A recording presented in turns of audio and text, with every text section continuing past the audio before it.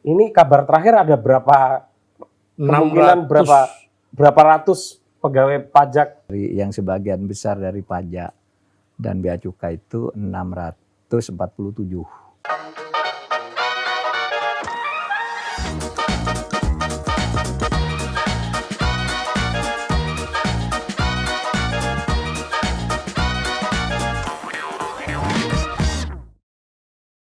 Saya mau memperkenalkan acara baru di YouTube Mojo. Namanya Bloko Suto. Arti harfiahnya kira-kira terus terang atau tidak ada yang ditutup-tutupi atau blak-blakan.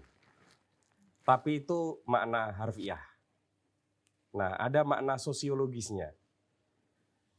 Kira-kira makna sosiologisnya itu keterus-terangan ala rakyat jelata atau orang awam dan disampaikan dengan cara yang jenaka. Nah, di dalam dunia pewayangan biasanya itu direpresentasikan oleh sebuah adegan namanya Punokawan atau Ponokawan. Semar, Gareng, Petruk, Bagong. Semar itu kan religius, spiritualis begitu ya. Kalau Gareng kan agak pendiam, cuma sekali ngomong celokopannya tajam. Sementara kalau Petruk itu ugal-ugalan, frontal, dan cenderung vulgar. Nah, biasanya para dalang itu menyematkan keblokosutoan ini pada tokoh Punokawan bernama Bagong. Jadi kira-kira acara ini adalah acara yang kita akan menanyakan narasumber kita tentang masalah-masalah rakyat jelata, awam, kepada orang-orang yang kami anggap perlu untuk kami mintai jawaban, gitu ya. Dan dengan jenis-jenis pertanyaan atau situasi yang menyenangkan dan penuh dengan guyon. Hanya saja saya tentu saja tidak berani mengampu acara sebesar ini, sehingga hanya bisa diampu oleh seorang maestro seni peran, Pak Butet Kartarjasa. Sebentar Pak Butet. Selamat malam. Sehat, sehat ya. Alhamdulillah. NU cabang Kristen. Iya, tamunya juga ini tamunya NU. Dan di tamu perdana ini istimewa sekali, seorang pejabat publik yang hari-hari ini menggemparkan dunia politik Indonesia. Pak Menko Polhukam, Profesor Mahfud MD. Assalamualaikum Prof. Waalaikumsalam warahmatullahi wabarakatuh. Tampak sehat juga Prof, walaupun kayaknya Ini- sibuk sekali ya. Jadi ini mau bicara gimana? dengan gaya rakyat jelata. Ya. Saya lebih senang rakyat jelita. Tekanan politik akhir-akhir ini gimana Prof? Tekanan politik? Tekanan politik sih kalau untuk saya ya enggak ada. Nggak Ya ada, biasa aja, saya kan begitu-begitu aja. Enggak ada juga yang bisa nekan saya kira siapapun. Sehingga saya ya seperti biasa aja lah. Kalau mau ngomong gini menurut saya ini harus diomongkan ke rakyat ya saya ngomong. Kalau ini soal yang benar tetapi kok agak sulit untuk dibuka ya minta panggilan orang yang bisa membuka siapa gitu. Biasanya medsos gitu kan. Iya, iya. Media Itu massa strategi Pak iya, Mahfud ya. itu saya begitu. Ini kok sulit sekali kalau dibilang langsung di dalam rapat. Iya tapi tidak bergerak. Tapi begitu dicuitkan seluruh rakyat ikut ngeroyok. Ya. Ikut ngangkat keluar akhirnya. Ya. Kalau yang Semua. bersinggungan dengan Pak Mahfud itu bukan tekanan politik. Beliau itu cuma nadai limbah-limbah isu politik. Gitu. Tapi karena tugas kewajibannya sebagai Menteri Gitu ya. Polhukam itu kan jadi harus yang menjelaskan itu. Ya. Dan Jadi- untungnya jadi yang mak- menjelaskan Jadi Pak makin Mahfud. ribet. Ya, Jadi makin ribet kan Pak? Pak Mahfudnya sendiri. Oke. Tadi gerujuk dengan limbah persoalan politik. Untungnya loh, Pak Mahfud itu kan bagaimanapun kita tahu dia profesor. Konsisten kalau ngunandiko, Iya. kalau memberi penjelasan itu tetap jernih. Terasa argumen-argumennya itu jelas gitu loh, gamblang. Saya kan orang awam. Iya. kuno kawan ya toh. Iya. Cuma bukan Bagong nih anaknya Bagong. Tapi gini Pak Butet, sebelum lanjut karena ini forum Anda, Oh ya. saya mau buka dengan 2 pertanyaan untuk untuk Pak Butet dan Pak Mahfud ya. Apa? Masing-masing Apa? 1 pertanyaan. Pak Butet itu kapan pertama kali menandai sosok bernama Mahfud MD? Ya. Karena kita tahu bahwa Jogja ini kan pusat intelektual, Ya. pusat budayawan, Ya. pusat kesenian, sehingga setiap generasi itu kan ada ratusan atau ribuan orang. Ya. Ingat nggak Pak Butet? Ya saya tahu nama Pak Mahfud itu ketika saya SMA terakhir sampai ke mahasiswa gitu ya. Iya. Tahun 80-an gitu. Udah terkenal dia. Saya itu kan pembaca media-media clandestine di luar media mainstream di Indonesia waktu itu. Jadi kayak Gelora Mahasiswa itu surat kabar kampus UGM, lalu Salemba dari UI, Muhibah dari UII. Saya kenal nama Pak Mahfud itu sebagai salah satu redaksi. Saya belum kenal orangnya, Iya. kenal namanya. Itu tahun 80-an. Tahun 80-an, selagi saya masih SMA. Wow. Pak Mahfud sudah UI ya Pak ya? Ya sudah UI. Udah UI. Jadi udah kenal nama. Ya. Lalu jedul lagi nama itu ketika mendadak, Jadi ini Menteri Pertanahan apa Menteri Pertahanan itu loh. Nah sebelum itu Pak Butet, beberapa hari sebelumnya, kalau Pak Mahfud pasti nggak ingat, saya mewakili mahasiswa waktu itu jadi pembicara bareng sama Pak Mahfud. Oh ya? Iya itu di UII yang sini nih ya, bukan yang atas ya. Ciditiro. Ciditiro. Bukan UII yang Taman hukum. Taman Siswa. Jalan Taman Taman Siswa. Siswa. Iya. Beliau masih merokok waktu itu. Alhamdulillah. Saya masih ingat persis. Nggak lama kemudian jadi menteri. Kalau Pak Mahfud, Ya. menandai seorang Butet Kartarjasa sejak kapan? Yang Persisnya. Iya namanya seruing-seruing pernah dengar, tetapi kemudian yang sangat berkesan dan kemudian saya ikuti terus pendapatnya, tulisannya, berita tentangnya itu ketika awal reformasi. Beliau ini menirukan suara Pak Harto dengan persis, Pak Habibie dengan persis, sehingga di mana-mana itu menjadi sangat terkenal. Dan saya sejak itu terus mengikuti Butet, bukan hanya pinter melawak, pinter nulis juga ternyata. Oh iya, Ya, sangat. tulisannya bagus dan saya yang bukan seniman pun senang bacanya gitu ya. Meskipun saya biasanya baca soal-soal hukum yang biasanya sangat serius, ketat, terstruktur dari argumen pasal per pasal. Nah, tulisannya Mas Butet enak ngalir gitu. Ya. Nah, saya ngikuti terus. Nah, sejak itu panggung-panggungnya saya selalu ikut juga. Beberapa kali ikut hadir. Bahkan pernah dikerjain saya ikut main. Iya. Saya juga nonton di YouTube-nya. Karto Lomba Lelo ya? Karto Iya sama Lomba Tejo Lelo. itu. Ya. Monggo Pak Butet. Iya. Ya itu tadi saya cuma pengen soal pertanahan dan Pertahanan. pertahanan itu loh. Iya. Itu kan awal kali Pak Mahfud muncul nasional itu Pak Iya, ya. iya. Itu kan sangat mengejutkan. Pak Mahfud sendiri saya nggak tahu itu benar-benar keliru atau memang itu satu percandaan alam Madura dan Jombang gitu ya. Mungkin Pak Mahfud bisa menceritakan itu Enggak, Pak. iya, jadi tiba-tiba saya dipanggil Gus Dur, terus diberitahulah kalau dia perlu ahli hukum tata negara. Yang udah punya saya ahli hukum tata negara Yusril katanya. Satu Yusril, yang kedua Marsilam. Lalu sekarang antum, Pak Mahfud saya ajak ke sini untuk menjadi menteri. Menteri apa Bapak Presiden? Menteri Pertahanan. Loh, saya kira pertanahan. Pak Presiden, Menteri Pertanahan itu kan sudah dibubarkan, udah digabung ke Kementerian Dalam Negeri menjadi Direktur Jenderal Agraria. Menterinya udah dicabut itu, Hasan Basri Duren udah dipecat Menteri Pertahanan.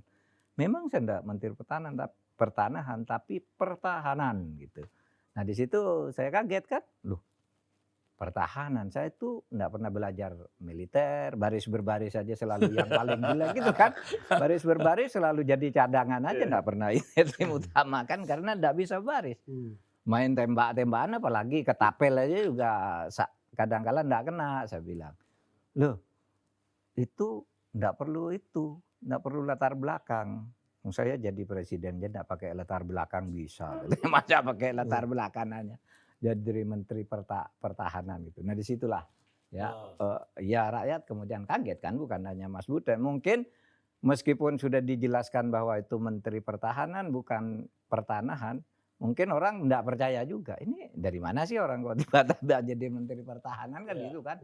Karena waktu itu yang saya dengar Kedutaan Besar Amerika dan CIA itu ribut. Ini orang dari mana dicari filenya enggak ada, enggak punya record apa-apa kan. Tanya kemana-mana ini orang siapa gitu. Saya bilang saya sendiri tidak tahu. Jadi penuh keajaiban ya Pak Mahfud. Iya penuh keajaiban ya. Ya itulah berkah reformasi. Iya, itu yang saya bilang peristiwa itu kayak semesta itu menggiring ya. Ya nggak sengaja. Di dalam salah satu di biografinya Pak Mahfud itu juga ada cerita dari Pak Mahfud. Konon sebelum Pak Mahfud itu terpilih jadi menterinya zaman Gus Dur, itu pernah terjadi.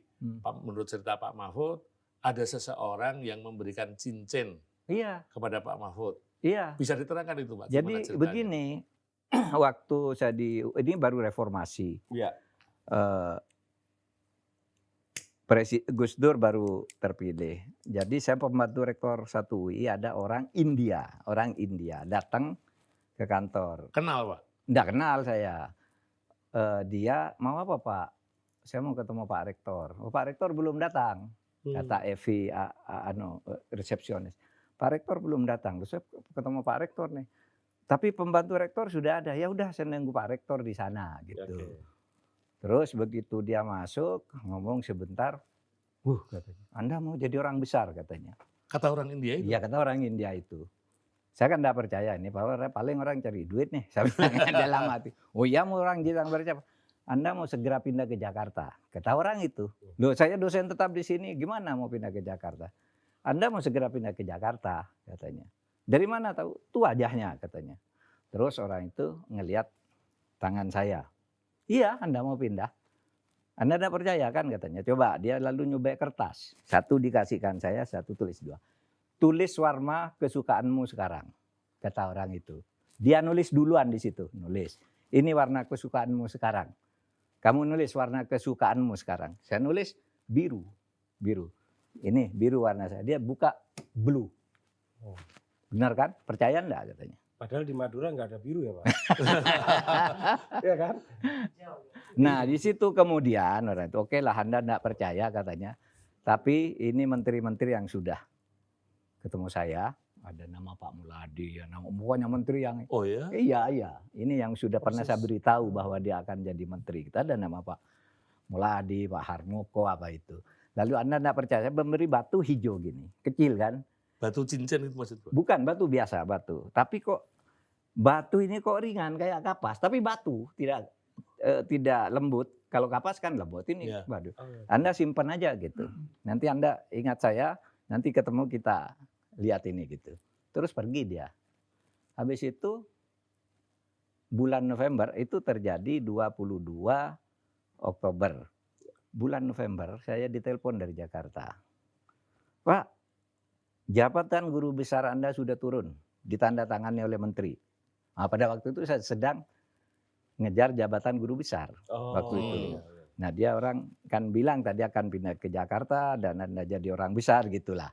Saya nggak main-main. Sesudah itu seminggu berikutnya saya ditelepon oleh Bapak Bapak dulu Pak Menteri Urusan HAM, Hasbalah M Saad waktu itu.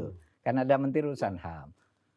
Telepon dia habis sholat Jumat itu, Pak Mahfud, ini Hasbalah siapa ya? Saya bilang. Menteri Urusan HAM. Loh, gimana Pak? Ini saya perlu pejabat eselon 1 yang ahli hukum tata negara. Bapak mau pindah ke Jakarta enggak? Gitu. Jadi apa? Jadi deputi perundang-undangan. Pindah ke Jakarta kan. Ya saya langsung mau kan. Itu eselon 1. Dan sulit kan.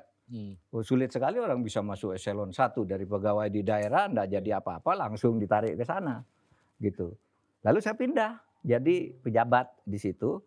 Nah beberapa bulan kemudian sesudah itu terus itu terjadi reshuffle kabinet. Gus Dur manggil saya. Gitu. Ya itu waktu nawar Menteri Pertahanan. Saya lanjutkan cerita tadi. Saya gini, Bapak Presiden, saya ini enggak jadi Menteri Pertahanan aja, itu bukan bidang saya gitu. Terus mau di mana? Saya kalau presiden percaya ke saya menteri urusan HAM saja. Karena saya sekarang bekerja di sana. Kan presiden baru seminggu nih SK-nya ke saya. Saya baru datang ke kantor 2 hari, sudah mau dipindah lagi. Saya di sana aja menteri itu. Enggak, itu mau saya bubarkan tuh menterian katanya. Terus mau dipindah dilebur ke kehakiman. Jadi kehakiman dan HAM. Ya. Dulu kan urusan HAM sendiri Ya. itu Hasbalah. Terus saya menteri kehakiman aja. Saya bilang itu bidang saya. Enggak katanya. Menteri kehakiman itu Yusril sudah senang di situ. Enggak mau dipindah katanya. Kalau kamu mau ya menteri pertahanan. Lalu Pak Alwi Shihab gini ke saya. Gitu. Saya suruh diam. Oh ya baik saya bilang. Saya menteri pertahanan. Ya kalau enggak ngerti ya. Enggak punya latar belakang belajar tuh sama Yudhoyono. Itu orang pinter tuh Yudhoyono tuh katanya. Siap saya bilang. Akhirnya begitu keluar Pak Alwi bilang, Pak kalau tadi Bapak ngeyel terus minta menteri lain malah enggak jadi katanya. Sudah terima aja dengan saya di kabinet itu. Pak Alwi Shihab. Pak Alwi Shihab juga sangat baik ya karena saya kenal dengan Alwi Shihab ya di hari itu aja. Tidak sebelumnya enggak pernah kenal tapi terus baik kayak saudara gitu ketika sama-sama membantu Gus Dur. Waktu mulai jadi menteri pertahanan berat nggak, Pak? Itu kan usia 43 tahun, 44 tahun ya Pak Mahfud baru. Iya, 42, 43 gitu ya. Wow, muda Dulu banget ya. sangat muda, Muda dan banget. masuk ke sarang Iya, masuk ke sana itu. tahu sendiri. Memang semula ya saya agak berat, tapi begini kan menteri ini kan sebenarnya pengambil kebijakan aja, tidak harus tahu teknis. Oleh sebab itu saya belajar. Pertama saya ngundang Salim Said. Nah, ini kan ahli militer nih. betul. Ya. Saya undang ke rumah saya jadi menteri pertahanan, nggak ngerti apa-apa. Coba Tong beritahu saya apa tuh pertahanan dan bagaimana peta apa masalahnya. Cerita lah dia banyak. Lalu saya manggil Saidiman, ya, Pak Saidiman tuh. Ya.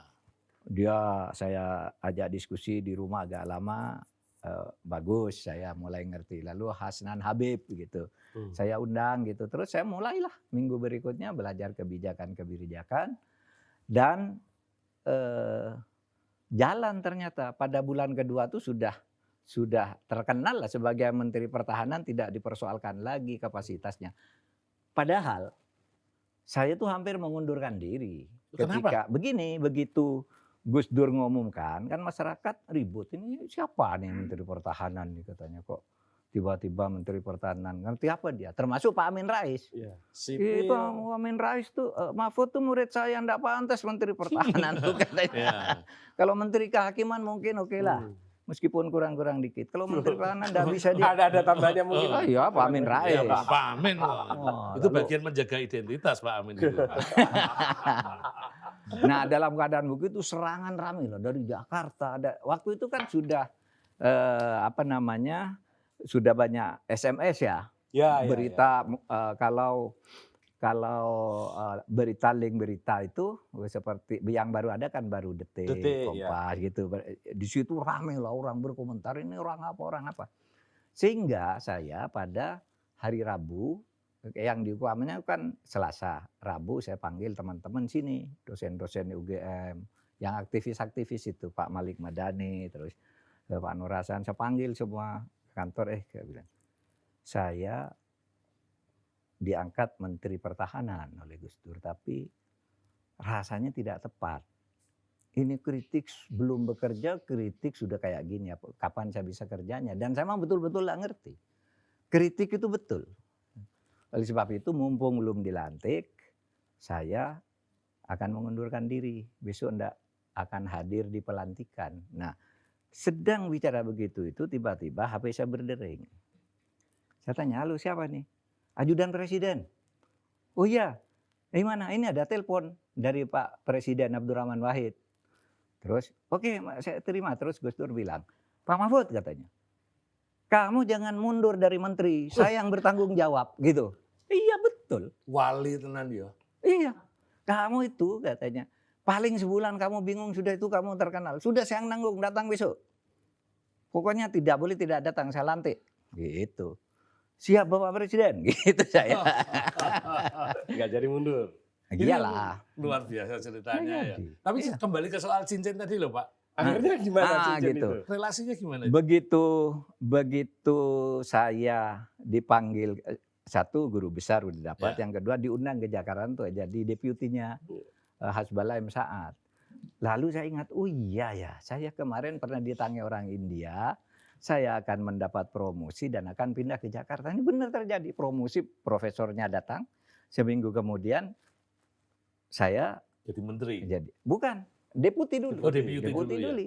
Sejak itu saya pindah ke Jakarta, betul, sampai hari ini. Iya. Ini Iya. pindah ke Jakarta. Masalahnya adalah cincinnya sekarang Nah, gimana? sesudah saya dengar orang itu gitu, saya cari itu cincin. Ya dulu orang tuh ngasih batu. Kan saya langsung buang karena enggak percaya. Saya buang ke tempat sampah iya. itu. Saya buka lagi tempat sampah tuh sudah enggak ada. Ya, nggak ada lah. Jadi memang itu seperti yang aku bilang tadi Mas Putrot, itu Iya. kan semesta yang menggiring itu. Iya, Keajaiban. iya, iya. Tempo hari kan kita tahu Iya. dari sejarah Pak Mahfud ini. Eksekutif jadi Menteri Pertahanan, Iya. ya toh. Lalu di legislatif, setelah itu kan DPR, jadi di DPR. DPR. Kemenkumham juga ya. Iya, Kumham. waktu Mbak Mega awal-awalnya tuh saya di Menkumham menyambung jabatan semasa Gus Dur kan belum langsung diganti. Ganti. Ya. Tapi saya digeser dulu ke Menkumham. Kemenkumham. Gitu. Yudikatif di Mahkamah Mahkamah Konstitusi. Iya. Konstitusi. Saya ingat pidato Pak Mahfud ketika mungkin tidak banyak yang ingat, tapi saya sangat ingat karena waktu itu Pak Mahfud tiba-tiba tidak bersedia lagi untuk maju sebagai calon hakim Mahkamah Konstitusi lagi. Pak Mahfud waktu ditanya wartawan itu bilang, saya ini sudah dapat ultra petita. Iya. Jadi apa yang dia minta pada Tuhan udah dikasih lebih. Sudah Kira-kira dikasih begitu ya Pak Iya, Mahfud. ultra petita. Tapi pertanyaan bukan di situ Pak. Nah. Sebetulnya Pak Mahfud dulu itu waktu mundur itu kan apa ya? Itu lagi Popularitas dan elektoralnya kan Melejit. tinggi ya. Iya, Apa sudah. jangan-jangan siap-siap jadi presiden waktu itu? Enggak, waktu itu Maaf loh Pak Mahfud. enggak, itu jadi begini, itu kan baru tahun 2013 kan. Iya, Jadi kan ininya aturannya 2014 kan. itu. Jadi biasanya 6 bulan sebelum masa jabatan habis itu lapor ke DPR. Saya bikin surat lapor, saya masa jabatan habis, mohon dari sekarang disiapkan penggantinya. Lalu diundang saya ke DPR di dalam sebuah sidang.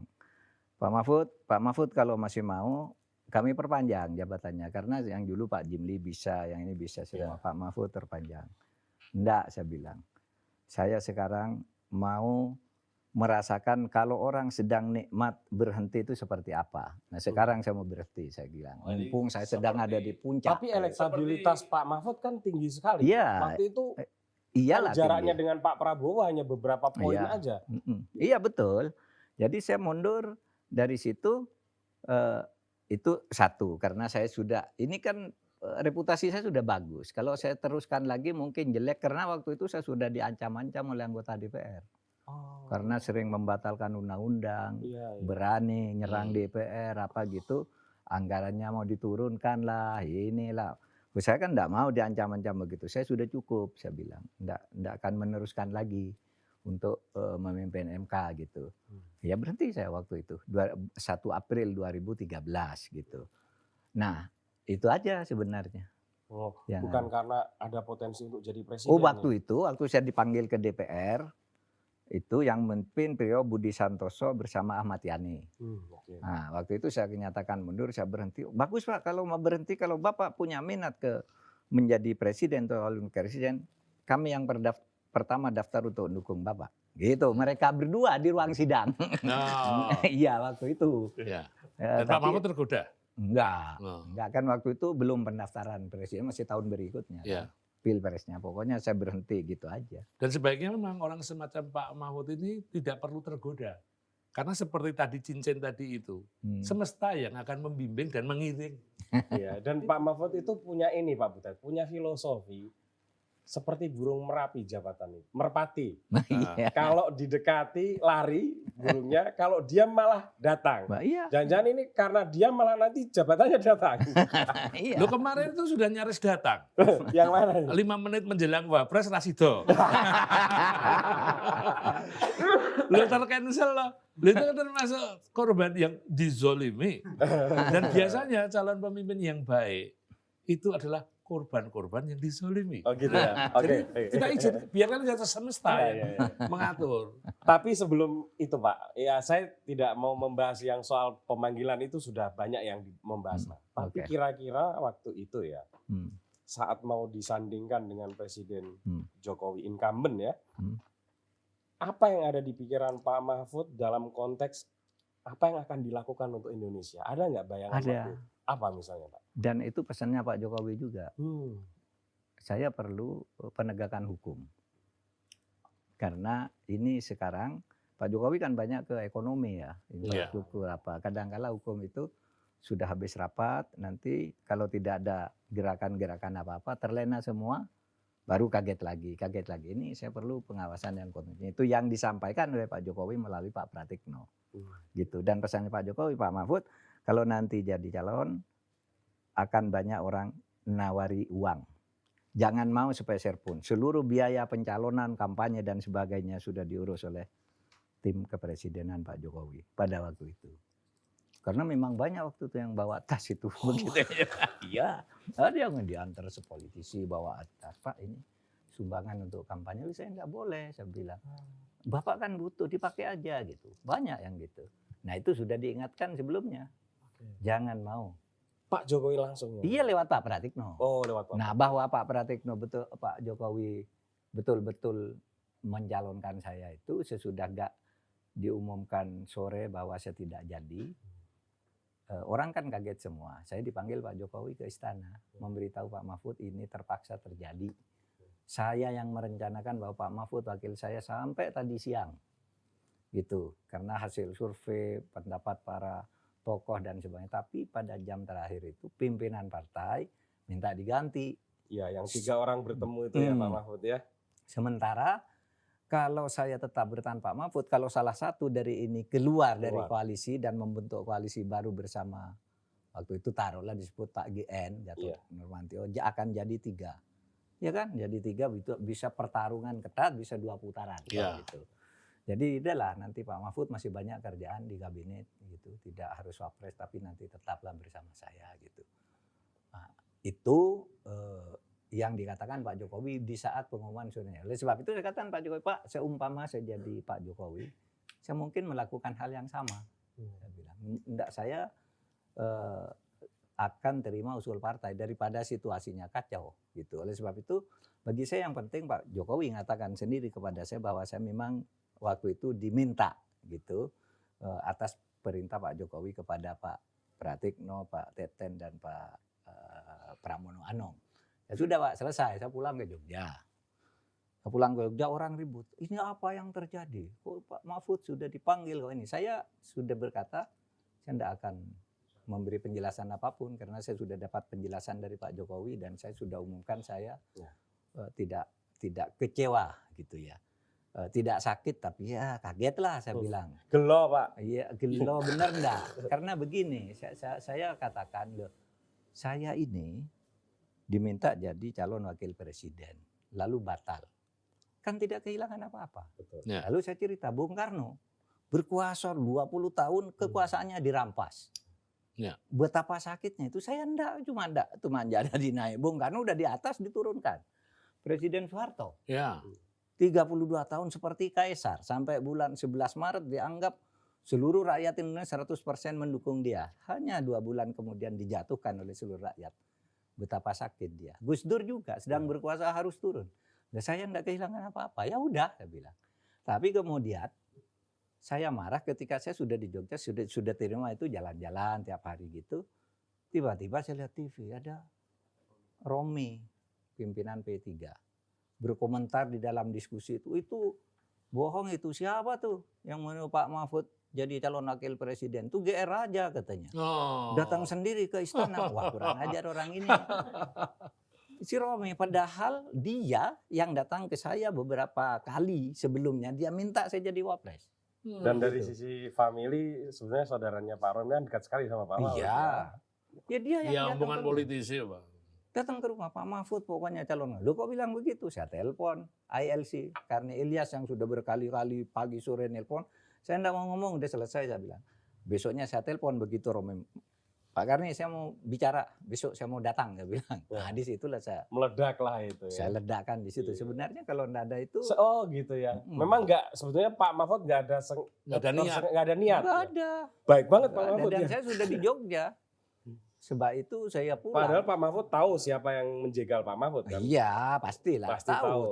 Dan nggak ada keinginan sebetulnya untuk membongkar itu. Nggak. Dan bagi saya politik ya begitu. Orang bisa gagal dibelokkan secara tiba-tiba gitu. Tapi meskipun ternyata pada akhirnya tidak menjadi wakil presiden, hari ini kan kita tahu dalam posisi sebagai Menko Polhukam itu kan peran pada aspek hukum seperti yang diinginkan Pak Jokowi itu kan juga Ya, tidak ada. sia-sia, tetap ada nilai Ada lah. kemanfaatan dari Sedikit peran Ya itu. dengan sedikit tidak banyak. mengurangi rasa hormat dengan wakil presiden ya. Mungkin banyak orang yang berpikir ya sini wakilnya Pak Mahfud. Ya gue cangkemmu gue sih. Namanya punakawan kan, Pak. Iya. Iya. Loh kan betul ya Pak. Maksudnya gini. Kita sepakat ya Pak Butet. Ya. Nek ono Pak Mahfud neng kabinet. AED iki paling ora ayem. Lu tenang Ya betul kan? Loh, saya itu malah sejuni tahun lalu. Apa meneh nek engko luwih saka kuwi ya. Itu kan lain soal ya. Iya itu. Ya, tapi yang penting kalau ada Pak Mahfud di kabinet itu kita merasa nyaman. Ada yang seolah bukan, ada yang kita percaya untuk menjaga sesuatu di situ. Ya, Nah, setidaknya juga begini, hal-hal yang bertalian dengan pemerintah yang biasanya itu samar-samar, abu-abu, nah, kadang malah gelap. nah Itu dia. justru dengan Pak Mahfud itu dibuka belak, Gila. cetho, melo-melo, jelas gamblang, rakyat awam Betul. itu ngeh. Sejak di MK waktu itu. Iya, Ya. kasus Ya kan? cecak Bibit sama buaya, cecak dia. buaya ya. Ya. Ya itu kan langsung terbongkar gitu. Semua jadi gamblang. Ini yang kalau saya dalam posisi sebagai orang awam itu, ini kok penak banget ya. Kayak nggak ada selintat-selintutnya. Kok penak? Kalau saya mikirnya ya gitu, Pak. Nyalinya kok gede banget.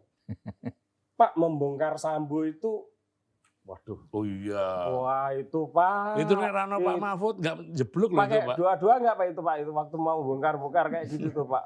Loh Ya, yang Anda bongkar ini nggak sembarangan loh Pak. Kalau Sambo ya. doa Kita sih mulai dari Sambo dulu. tidak ada yang khusus doa saya. Saya doanya biasa-biasa aja setiap hari, doanya sama gitu, minta keselamatan aja. Ya doa saya dulu diberi oleh Gus Dur apa katanya, Pak Apa, Mahfud Pak, kalau amalannya? kerja gini doanya. Itu ada doa yang artinya ya Tuhan ya Allah, tolong bimbing saya masuk ke dalam satu pekerjaan dengan benar, bukan dengan karena nyuap, karena apa. Dan kemudian bimbing pula saya keluar selesai dari pekerjaan itu dengan benar pula sehingga tidak membebani orang yang ditinggal dan tidak membawa beban yang gitu.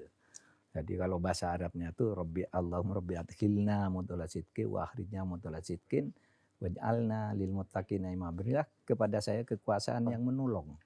Hmm. Menolong bukan mencelakakan. Ya. Nah, itu Sederhana doa saya setiap hari. Ya. Pak Mahfud nggak ada rasa takut waktu itu? Enggak. Sejak di MK ya? Enggak pernah ada takut. Wah di MK malah saya waktu bentrok dengan polisi itu ajudan saya 12 orang ditarik. Iya. Oh, iya kan? Iya. Kan hampir sempat nggak punya tim pengaman kan? Enggak punya Iya. sampai 3 hari kali ya. Iya. Jadi begitu si Bibit dan Chandra itu dilepaskan, saya bilang ini polisi ini. Pokoknya enggak beres lah gitu. Tiba-tiba ini Pak Ali itu ajudan saya pamit. Pak, saya mohon izin mau minta berhenti. Loh kenapa? Ya enggak nyaman aja gitu. Kamu berhenti sendiri semua Pak ini yang dari polisi. Kosong rumah saya. 12 orang yang pos di depan 3, kemudian ajudan saya 2, kemudian yang jaga rumah 12 orang. Langsung hari itu juga menarik yang di depan ruang kerja saya di kantor langsung ditarik. Wah. Bayangkan tuh pejabat tinggi Tidak punya pengawal. tidak punya pengawal. Galak lagi Pak Jawa Timur. Oh iya, waduh ini gimana? Saya telepon Pak Pak Andi Malarangeng. Saya bilang, Pak Andi, ini saya ajudan saya ditarik semua oleh polisi tanpa alasan. Alasannya katanya karena hanya ndak enak aja gitu. Kan tidak boleh polisi gitu. Pasti ada yang narik itu saya bilang. Saya mau mencari pengawal swasta. saya bilang. Sampaikan ke Pak SBY, saya adalah pejabat ring 1, saya punya anggaran untuk pengawalan, saya mau nyewa pengawal swasta. Gitu. Saya telepon Joko Suyanto, Menko Polhukamnya. Saya bilang, ini polisi ini enggak benar nih. Saya mau cari pengawal swasta. Terus saya telepon Pak Luhut, karena teman Pak Luhut, saya enggak punya pengawal. Udah, saya kirim 2 Kopassus ini. Dikasih nomor nama, kamu kemana aja telepon dia. Dia ada di dekatmu gitu. Saya ke Jogja, ada dia, di mana ada dia gitu. Sampai akhirnya kan tersiar tuh berita saya enggak punya pengawal. Iya. Datanglah Banser. Tatang Hidayat namanya. Pimpinan Banser. Kalau polisi enggak mengawal Pak Mahfud, setiap hari Banser 500 piket di sini. Kata Tatang Hidayat gitu. Wah kan, kisru kan. Sampai ke Pak SBY. Saya telepon Pak SBY. Iya Pak betul. Saya bilang, saya enggak punya pengawal gitu. Oh enggak benar itu. Pak Mahfud itu tanggungan negara gitu. Enggak akan malu negara nih kalau seorang pejabat gitu dikawal oleh preman. Maksudnya yang nyewa itu. Iya. Bukan Banser yang preman.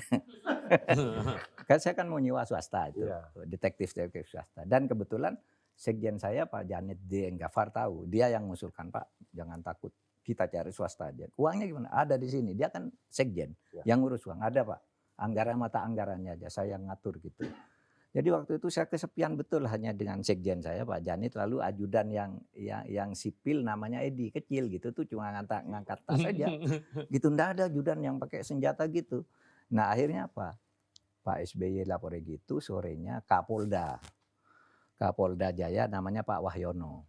Waktu itu datang ke saya ke kantor, Bapak saya minta maaf itu anak-anak tuh nakal semua katanya. Nanti kami jatuhi sanksi. Bapak sekarang tinggal milih minta ajudan kelas berapa, segera kami kirim sekarang juga. Kan enggak kalah gertak kan. Nyewa swasta, polisi enggak mau ngawal saya nyewa swasta, saya bilang kan. Akhirnya waktu itu normal kembali hubungan saya dengan polisi. Dinamikanya sampai begitu gitu. Karena kan waktu itu ketika kaset rekayasa itu di setel kan terbongkar semuanya. Terbongkar semua. Dan itu menurut saya peristiwa yang sangat bersejarah ya. Karena saat itu mulai terlahir satu tradisi baru yang mulai belak-belakan semuanya. Iya. Dari peristiwa cicak buaya itu akhirnya siaran, bahkan yang mempelopori disiarkan langsung oleh televisi. Iya. Sidang-sidangnya ditunggu oleh semua masyarakat. Surprise. Sampai hari ini termasuk kasus Jenderal Sambo itu. Iya. Akhirnya terbongkar sampai hari ini kita lihat persidangannya, pemecatan proses-proses itu sangat transparan. Lalu kita melihat juga ini setelah Jenderal Sambo yang sangat peristiwa nasional ya Pak ya, dan itu sangat mempengaruhi, itu berlanjut ke peristiwa-peristiwa berikutnya yang kadarnya makin gede. Dan Pak Mahfud kayaknya makin nggak takut.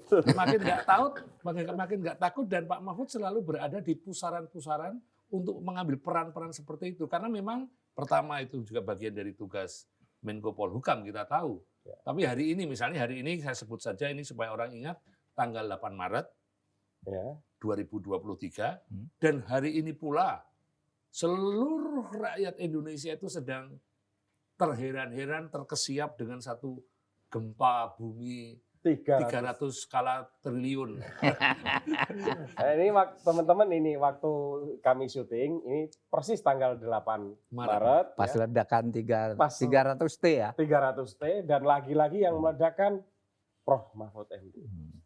Nyalinya nggak ada habisnya. Padahal sebelumnya bukan kalau nyali sih saya enggak takut gitu enggak. Apa yang menyebabkan? Tapi kadang-kala iba. Orang yang iba terhadap orang yang kena korban dari pengumuman saya tentang sesuatu yang selama ini tertutup, ditutup-tutupi kan saya harus buka. Lalu ada orang yang jadi korban padahal orangnya baik. Itu seperti Bu Sri Mulyani, saya agak iba dia. Bu Sri Mulyani. 3 hari terakhir ini kan wajahnya keruh, menangis. Saya yakin dia menangis dengan peristiwa mulai dari siapa itu? penganiayaan terhadap David ya, mulai dari Iya. penganiayaan Iya. Mario, Ada Rafael. Marah ya. betul. Rafael gitu, dua marah betul sampai nangis. Saya membangun reputasi sekian lama, hancur dalam waktu sehari kata dia, sampai nangis kan di televisi. Nah hari ini saya terpaksa mengumumkan lagi agar tuntas. Saya bilang, saya juga komunikasi dengan Ibu. Bu, ini bukan hoax, ini betul laporan resmi dari PPATK. Saya ketua tim pemberantasan tindak pidana pencucian uang. Oleh karena saya ketua tim itu, saya berhak mengambil data itu dan berhak juga mengumumkan gitu Tapi Pak Mahfud, kepada yang mohon maaf terkait saya potong. gitu. Apa yang diutarakan Pak Mahfud itu kan sebetulnya memang mungkin tadi itu ya punya implikasi terhadap 1-2 orang yang Pak Mahfud anggap baik. Persoalannya adalah bagi kami rakyat jelata ini, kalau ditagih orang pajak itu kan kayak lebih dahsyat dari polisi, ya kan. Sementara prakteknya ini kabar terakhir ada berapa kemungkinan 600. berapa ratus pegawai pajak 600 yang terakhir yang sebagian besar dari pajak dan bea cukai itu 647 yang terlibat. Nah, Yang akan bayangkan. diperiksa nanti itu Pak. Iya, yang diindikasi. menurut laporan melakukan transaksi keuangan tidak sesuai dengan profilnya. Itu Diduga ada suap dari sebuah peristiwa. Diduga. Diduga ya, masih diduga lah ya. Karena apa? Misalnya saya ngelaporkan Mas Butet nih tanggal sekian nerima dana 1 miliar dari sebuah perusahaan ini. Nah, kalau misalnya teman-teman di kan sedikit Pak, 1 miliar bisa dijelaskan dan mungkin keliru apa. PPATK tidak memang itu. Ini 1 miliar itu datang dari sebuah penipuan perusahaan besar di situ dan masuk penjara sana perantaranya ini. Ya. Pasti lebih dari itu. Kerugian negara bisa triliunan, bisa ratusan miliar. Jangan dilihat hanya ke Pak Butet 1 miliar. Itu sama kayak Lukas NMB yang dibilang hanya 1 miliar kan. Iya. Padahal itu ada rentetan panjangnya. Rentetan panjangnya. Iya. Dan itu akumulasi Pak, dari waktu yang berapa lama itu? 2009 sampai 2023 awal ini. Laporan tuh ada 197 laporan. Tidak ada respon sama sekali. Tidak ada respon sama sekali. Laporan itu ke Kementerian Keuangan. Iya, jadi kan PPATK kan dibentuk untuk memberitahu kantor-kantor itu. Ini Iya. di tempat Anda ada kejanggalan begini. Aturannya begitu sampai diproses. Kalau tidak ada bukti lapor. Jadi ditulis di PPATK ada data ini sudah selesai, tidak ada bukti, ini sedang diproses, ini sudah masuk penjara gitu. Nah ini tidak ada sama sekali yang dari Kemko itu. Dari Dan yang dari 2009. KPK ada. Berarti itu sistemis. Yang dari kepolisian Iya. ada, yang ini tidak ada sama sekali gitu. Nah, Berarti kan sistemik itu, Hah? Prof. Sistemik itu yang karena nggak ada tindakan sama sekali. iya berarti sistemik dan Iya, berarti menterinya tidak dapat laporan. Nah, Karena sudah ganti 4 kali menteri kan sejak tahun 2009. Ada Agus Martomardoyo, ada HT Basri, ada siapa lagi Pak Budiono kalau tidak salah. Itu semuanya tidak tahu kalau ada laporan itu. Berarti dugaan saya ini laporan itu ditutup di bawah karena melibatkan 647 orang. Berarti sudah tidak sampai ke atas gitu. Sehingga tidak pernah ada feedback ke kantor. Pak, kemungkinan 600 sekian yang terduga ya masih ya, itu akan diperiksa nggak? Seharusnya diperiksa. Cara mengawalnya agar diperiksa Nah gimana? itu nanti kita Supaya bicarakan karena aspirasi sudah terlanjur masyarakat. numpuk kan, terlanjur Iya, numpuk belum itu diperiksa. Nanti kita selesaikan karena misalnya saya seperti si Rafael itu, Iya. rekeningnya Awalnya gendut, 56 kan? 56 Awalnya. menjadi 500. Menjadi 500. Jadi betul. 500 kan orang kaget. Ditanya ke Pak Ivan, kok bisa begitu?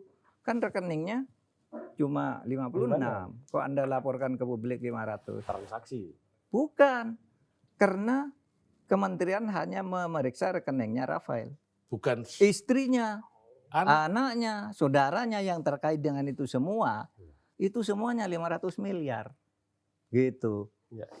Kan harus diperiksa. Kalau cuma LKPN harus dipercaya, itu tulisan sendiri dan KPK enggak ngetrace. Tapi yang di samping-sampingnya itu hubungannya dengan perusahaan apa, kasus apa, itu kan diberikan oleh PPATK. Ini diduga kasus ini karena dia terlibat di situ menjadi konsultannya, lalu ini menjadi perkara masuk penjara masa ini tidak diperiksa kan gitu kira-kira. Tapi insya Allah Pak Mahfud Logikanya. ini akan mengawal ya. Oh dalam iya, kasus ini. iya. Bu Sri Mulyani saya sangat hormat itu. Bu Sri Mulyani itu orang yang menurut saya di kabinet kalau ada 3 besar yang terbaik dialah yang satu. Nomor 1 Pak Mahfud. Salah satunya. Dalam banyak yang pintar-pintar ada Bu Retno dan macam-macam. Bagus-bagus. Nah, Bu Sri Mulyani paling saya kagumi, paling mengerti kalau menyelesaikan persoalan apapun. Ya. Kementerian apapun urusan uangnya dia tahu detail. Ya. Itu saya kagum sampai jelas juga menjelaskannya. Wah ini hebat nih calon pemimpin ini. Sehingga saya bilang tadi saya akan membackup Ibu. Ibu saya kagumi, cerdas dan rakyat juga senang gitu. Dan seharusnya momentum ini dipakai Ya, untuk ya saya katakan membenahi, betul ya. persis kata momentum saya gunakan. Ini momentum Bu untuk Ya. Ibu berbuat dan saya akan backup Ya. gitu. Pak Mahfud, ini berkaitan dengan soal momentum tadi Pak. Hmm. Ada terduga 647 yang diduga menerima. Lalu juga ada jejaring dari 647 yang jumlahnya mungkin akan ratusan orang lagi. Iya. Pertanyaan saya itu apakah nanti dalam pemeriksaan lanjutan itu semua yang menjadi bagian dari mata rantai ini juga akan diperiksa. Lalu si pemberi. Si pemberi itu kategorinya kan juga berpartisipasi dalam penyelenggaraan korupsi itu toh Pak. Itu juga semua akan kena itu berarti Pak. Iya, harus begitu dong. Jaringan itulah perlunya PPATK, Pusat Pelaporan Analisis. Jadi dia dianalisis semua. Yang pemberi justru ada yang sudah masuk. Ini kan yang aneh. Ada si A misalnya sudah pejabat tinggi di situ. Si A dilaporkan terlibat karena kasus ini. Yang ini udah divonis bersalah masuk penjara. Masa ininya tidak diklarifikasi, diberi feedback itu ke Kementerian Keuangan. Padahal laporannya ini Pak dananya aneh sekian nih 200 miliar. Kaitannya dengan peristiwa ini, peristiwa penyelundupan di Batam misalnya ya. Itu sesudah diperiksa oleh Kejaksaan Agung udah dihukum. Masa ini tidak diperiksa? Kan gitu kan. Nah ini yang jadi laporan sekarang. Pak, Ya. saya mau tanya agak sensitif, tapi saya minta Iya, contohnya. Maaf loh Pak, agak dedek ini. Pak, kalau soal Formula E itu sebenarnya gimana? Formula E itu ia menjadi kontroversi karena kesulitan atau ada hambatan psikopolitis lagi nih. Istilah psikopolitis itu pernah saya gunakan dalam kasus Sambo, psikopolitis ya. Jadi setiap akan diperiksa itu ada hambatan politis, psikologis, karena selalu dituding ingin menjegal Anies. Karena Formula E itu kan aneh. Itu psikososial. Politisnya. Iya, secara politis ya.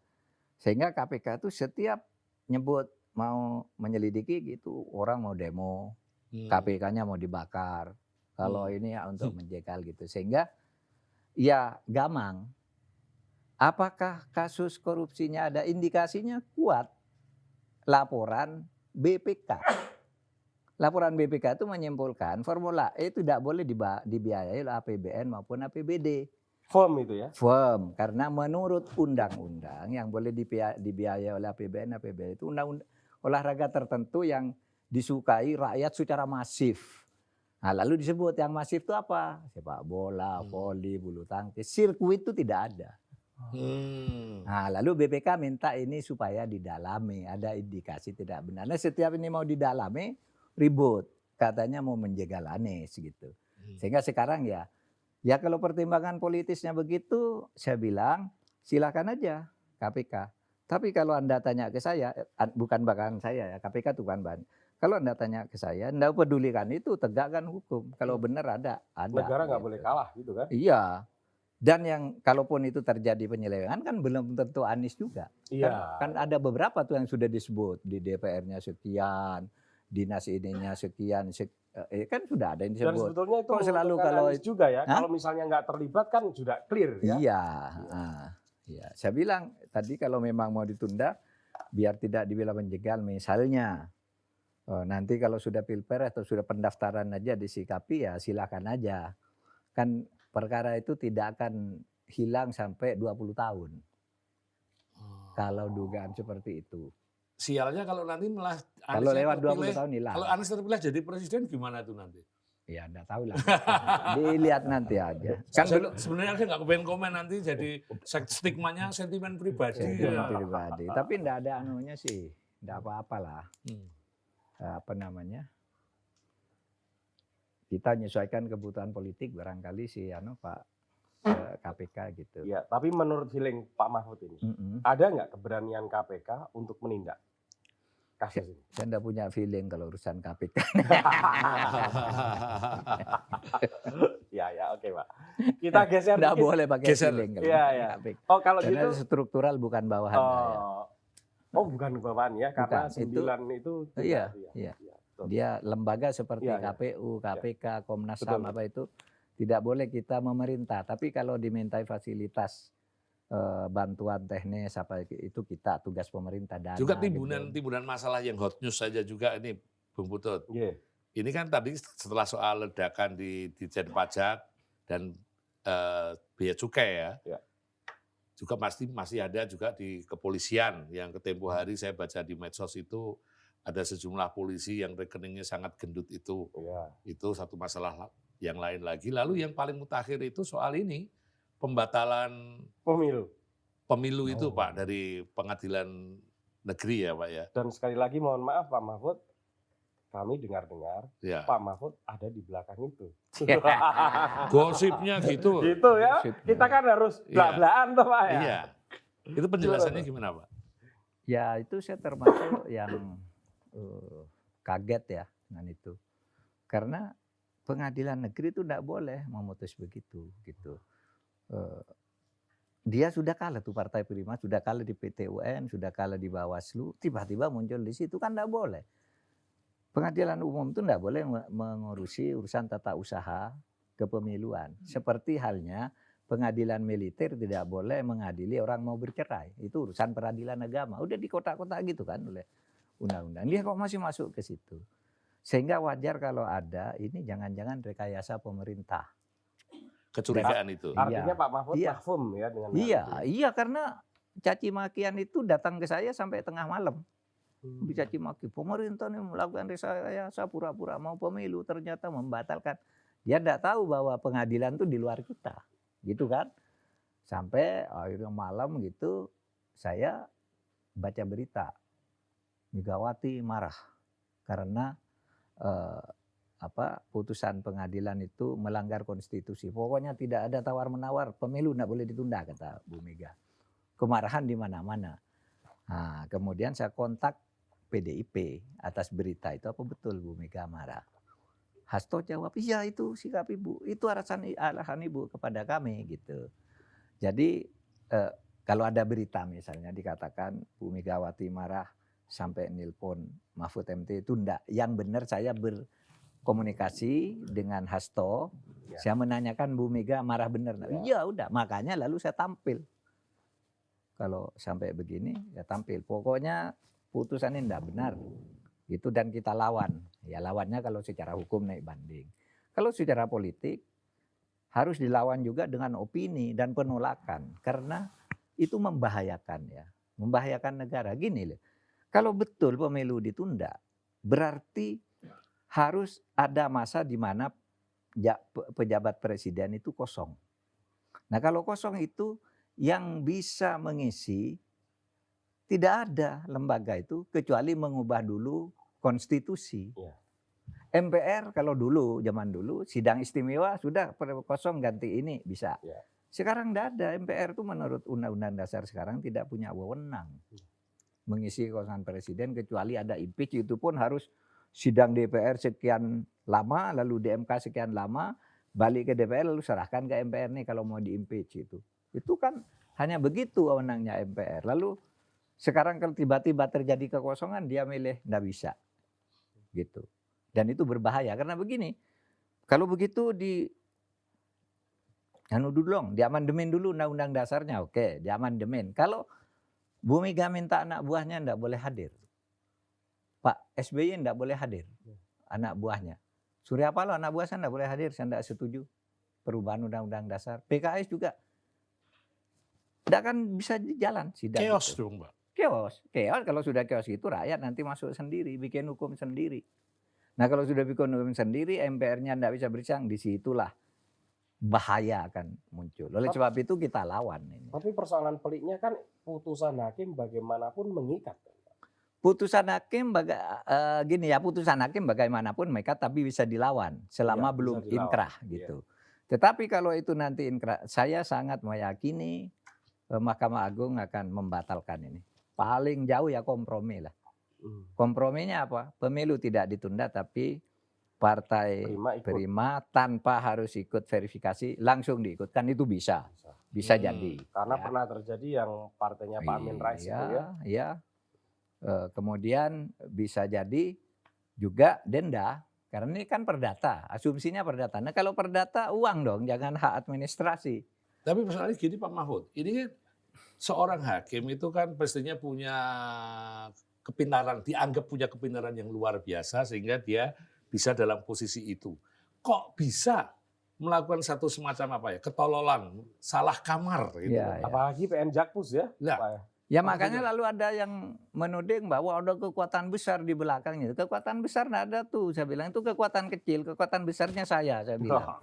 Saya bilang itu kekuatan kecil. Tapi ada sanksinya nggak Pak hakim yang melakukan? Itu nanti. Hakim tidak boleh dijatuhi sanksi karena putusannya. Iya. Kecuali terbukti ada kong kali kong. Misalnya bertemu dengan siapa sebelum putusan. Terekam pernah berbicara ini. Dan itu pelanggaran. Kalau putusannya tidak boleh dipersoalkan. Tapi juga ada jalan di hukum perdata itu, ya. Ada putusan yang namanya non eksekutorial atau non executable. Tidak bisa dilaksanakan karena objeknya salah. Itu bisa saja. Bisa. Kita arahkan ke situ nanti. Pokoknya kita tolak, kita tetap ada pemilu. Kalau itu nanti diputuskan dengan sama, bilang objeknya tidak cocok. Gitu. Berarti Pak Mahfud ini di forum ini menjamin loh bahwa pemerintah menjamin pemilu. akan terus melaksanakan tahapan-tahapan dan seluruh kebutuhan yang diperlukan sesuai yang disepakati bahwa tanggal 14 itu pemilu. Tenang, aman berarti. Kita nggak perlu menciptakan kegelisahan-kegelisahan baru dengan isu ini. Artinya ini semoga bisa reda ya. Nah gini, saya katakan pemerintah menjamin itu ikut tahapan-tahapan yang dia akan biayanya ya. Kecuali di sana brutal. Kalau di artinya kelompok ini lalu brutal, membesar sehingga ngaco di sini. Gitu kan? Nah, itu ada indikasi kayak gitu. Iya, kalau siapa tahu terjadi ya, siapa tahu terjadi kan ada saja orang yang bisa mengorganisasikan kejahatan seperti itu. Meskipun itu kemungkinannya kecil. Tapi kalau pemerintah tetap tuh punya jadwal uangnya sekian dikeluarkan bulan ini, kemudian tahapan ini menyediakan biaya ini terus polisi pada saat ini kekuatannya sekian, bulan ini ditingkatkan, itu udah direncanakan semua. Itu akan tetap jalan gitu. KPU silakan teruskan perkaranya dengan MA. Saya jamin tahapan-tahapan ini akan tetap disediakan sepenuhnya yang dari pemerintah. Hingga ia bilang, wah kok ada kekuatan besar? Tidak ada yang besar, siapa ya? Pertanyaan saya itu kecil-kecil aja tuh tapi gila. Hampir semua orang, semua pihak termasuk Pak Mahfud bilang, kalau Pak Mahfud bisa dipahami ya, ada kelompok terorganisir yang secara sistematis berusaha untuk melakukan penundaan pemilu. Tapi sampai sekarang saya tidak pernah membaca siapapun itu menyebut siapa ini aktornya. Kalau Pak Mahfud kan penjelasannya pasti saya nggak boleh karena itu bisa delik pidana kalau menuduh orang gitu. Tapi kira-kira seberapa kuat itu? Kalau menyebut nama latar belakangnya itu tadi kan di Budiman itu. Ya. Satu meja itu kan disebut ini dulu yang mulai, ini dulu sudah nyebut nama kan tadi. Tetapi itu redup ketika dipotong oleh presiden, menteri tidak boleh lagi bicara itu kan presiden itu. Ini orang-orang ini berhenti. Mungkin saja ada orang lain yang mendekati lagi lalu apa gitu atau berbelok ke sana. Tetapi pemerintah sendiri resmi ya dan physically juga dilakukan, practically juga dilakukan gitu. Artinya ada jaminan bahwa menteri-menteri yang sudah disediakan bersuara itu pasti tidak lagi. Tidak lagi bersuara tentang itu. Ya. Gitu. Tidak tapi kan bisa sejak itu tidak tapi ada. Kan bisa bergeril ya. Kalau itu sih kan kita tidak bisa memonitor juga orang bergerilya kan. Gimana kita tahu orang bergerilya atau digerilyai orang kan juga kita tidak tahu gitu. Yang pasti akhirnya gamblang toh, Bung Putut. Iya. Semua sudah jelas ini terurai. Jadi dari runtutan peristiwa yang nasional, kadarnya tadi itu dari Sambo, dari soal urusan pajak, upaya penundaan Iya. pemilu, Iya. itu hal-hal yang hari ini sangat sensitif Iya. untuk Indonesia. Betul. Tapi Pak Mahfud di kesempatan Bloko Soto ini sudah menerangkan dengan gamblang. Iya. Cuma yang saya bayangkan Iya. ini menuju 2024 ini kayaknya nih Iya. masih ada berkah-berkah ledakan berikutnya. Untuk Pak Mahfud. Yang harapan saya Pak Mahfud akan berperan di situ dan mampu mengurai semua masalah itu dan menyelesaikan dan menjernihkan lagi terangnya situasi Indonesia ini. Bentar Pak Butet. Pak Butet ini kan berkali-kali ngomong soal Satrio Piningit. Hmm. Ini kok naga-naganya kok mau membuka-buka sedikit demi sedikit Satrio Piningitnya ini. Itu cenayang yang cenayang yang rada selewah pikirannya itu kalau ngomong suka ngelantur gitu. Iya, ya. Nah, lalu Ya. Apa kesambet? saya nggak berani Pak kalau yang kutip itu bukan wilayah saya Iya, Pak. ya. Jangan Pak Jangan, Butet. jangan. Nah, Enggak, jangan. tapi Pak Butet ada naluri seperti itu ya. Ya saya cuma punya panggeraito sebagai orang Jawa. Ya sebagai budayawan kan tajam. Dulu waktu Pak Jangan Jokowi. menyebut saya budayawan. Apa?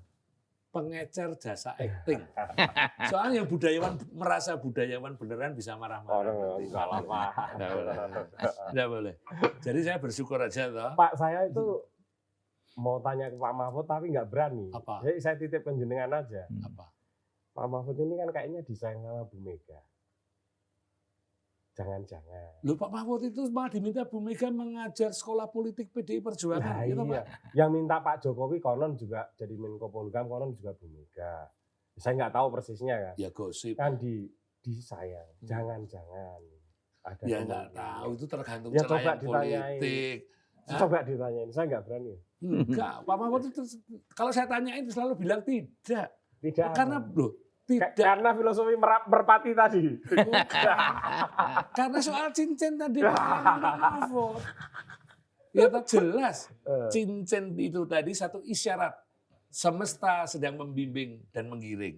Itu kata cenayang. Gitu ya. Satrio Piningit itu ciri-cirinya adalah satu, dalam perjalanan sejarahnya itu dia korban yang pernah dizolimi. Oke. Pak Jokowi itu Gitu, kalau pada waktu itu tidak dizolimi oleh Gubernur Jawa Tengah saat itu nggak muncar loh. Muncar pemunculan secara nasional itu setelah penganiayaan dizolimi itu. Pak Mahfud dizolimi siapa? Hah? Pak Mahfud dizolimi. Kurang 5 menit jadi wapres sapa sing zolimi. Oke, Ayo. oke. Oh, pernah juga Pak SBY udah 4 kali tatap muka nggak jadiin menteri. Ya. Loh, Ya Iya. pernah. Kan? sudah jadi sudah melewati semua itu. Oke, satu. Ya. Ada tanda lagi. Tanda itu adalah ketika dalam situasi darurat level nasional, tidak hanya 1 atau 2 kali, tapi berkali-kali dia eksis dan hadir menjernihkan seluruh persoalan. Cenayang. Teman saya yang cenayang, itu gitu. Jadi saya tetap sangat berharap Pak Mahfud nggak usah cem-macem, Sip. nggak usah reko-reko, gayuh, nggak usah. Wes, percaya aja seperti cincin yang diberikan orang India itu. Semesta yang membimbing. 1 jam ini, udah 1 jam ini Pak. Oh iya, kita panjang. Dan penutup boleh nggak Pak? Boleh. Saya tanya Pak Mahfud tapi nggak dijawab nggak apa-apa Pak. Seandainya Pak, seandainya diminta untuk jadi wakilnya Pak Ganjar atau jadi presiden tapi wakilnya Bu Puan, Pak Mahfud milih mana? Nanti jawabannya saya sampaikan ke yang menyatakan dan menanyakan dan punya tiket untuk menanyakan itu. Saya tiket bioskop aja Pak. Pak Mahfud, matur nuwun sangat. Makasih. Pak Mahfud. Ya, makasih. Terima kasih. Iya. Pak Terima kasih ini. Mahfud. Ya, Pak. Bloko Soto Ya. pertama yang istimewa. Terima kasih Pak Mahfud. Sehat selalu Pak Mahfud. Dan semoga selalu siap untuk jadi penerang dalam pusaran setiap kemelut yang akan datang. Amin. Ya. Teman-teman, itu obrolan kami di edisi perdana Bloko Suto. Terima kasih juga Pak Butet. Ya. Terima Tamu-tamu kasih. yang menyenangkan dan mengagetkan akan segera menyusul. Sampai ketemu di Bloko Suto seri kedua. Atur nuwun. Oke.